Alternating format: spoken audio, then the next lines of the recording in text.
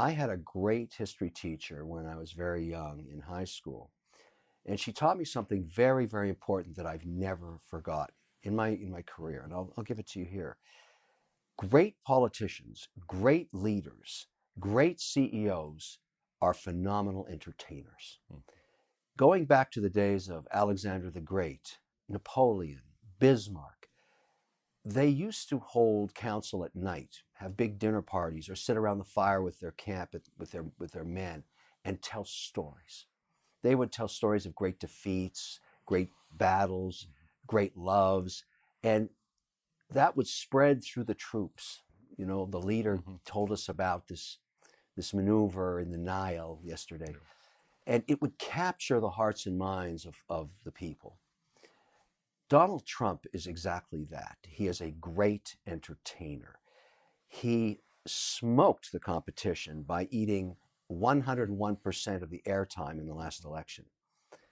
Unfortunate for Hillary, she was boring on television.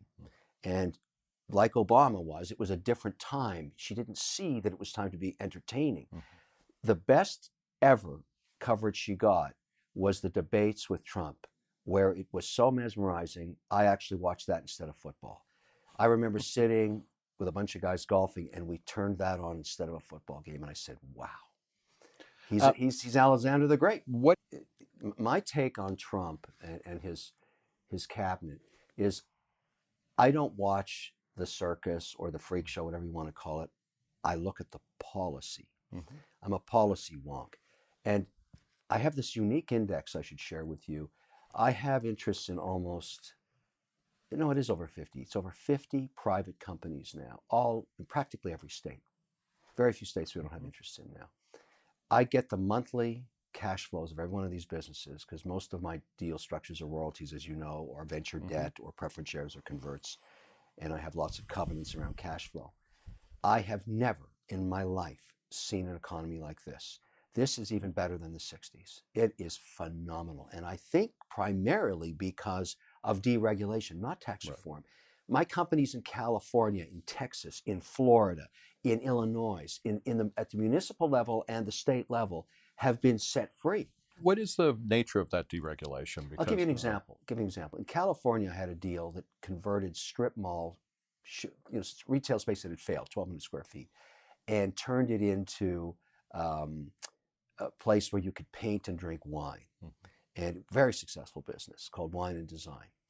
You get a painting lesson, you sip wine with your friends, you enjoy yourself for 4 hours. You do a painting. The regulations to actually allow people to do that included such absurd regulations. For example, a frosted glass window had to be within 21 feet of a back door that did not have frosted glass but had bars across it. And all kinds of absurd regulations have been on the books since the 50s. Well, Trump swept all that garbage away. How did he do that? Where does that come? He basically, anything that has a federal mandate, he just ripped it up. And some of these regulations were federally mandated, and others were stripped away by states watching businesses leave and saying, wait a minute, if they're deregulating that for Texas federally, I'm going to do that on a state basis. All of a sudden, I can open up stores all across California where I never could, just like that. And so this has been a really interesting time over the last 36 months, and I see no slowdown. I just saw last month's numbers. Wow. I mean, I'm just... So now you're making me think it's the fall of 1929. I don't know. It's like, things can only keep going up. I'm very optimistic about the domestic economy. We could have trade war issues with the S&P 500 because 46% of their sales are international. But I'll tell you this about Trump. Here's my assumption. The chance he doesn't get a second term, in my view, is zero. And I'll tell you why. I don't recall in modern times when going into a second term at full employment, the incumbent of any party has ever lost their mandate, ever. How important to you, and I want to come to Canada in a second, but as in a leader like Trump, entertaining, et cetera, but then the rhetoric is not just bilious. I mean, it's racist. It's extremely divisive. And of course, people on the other side are giving him the same. Does that kind of stuff trouble you at all, or is that just a kind of epiphenomenon? It doesn't matter. I met Trump because we both worked for Mark Burnett. He was on The Apprentice. We were just starting Shark Tank. We used to meet up when we were selling the forwards in New York. It's an advertising for the networks. In many ways, his style is, for 50% of the population, his style is difficult. I don't believe he's a racist man. I don't believe that at all. I don't think he's a sexist man. I don't believe that at all, even though it's interpreted.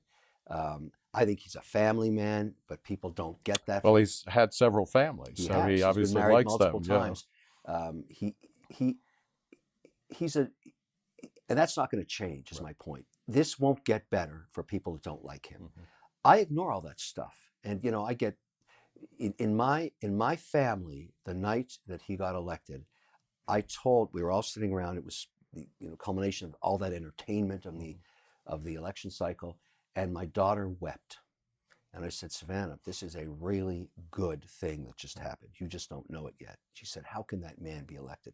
How can, it was a very divisive moment in my family. So we have in my own family people that our dining room discussions and, Sunday night dinners are about politics. I love politics.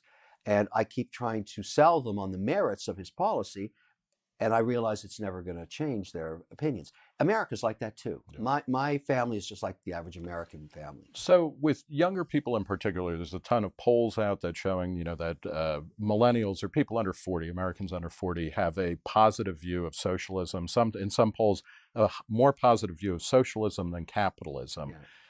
How do you change that? Because they are going to, there's already more millennials than baby boomers. Yeah. They're going to be voting at some point.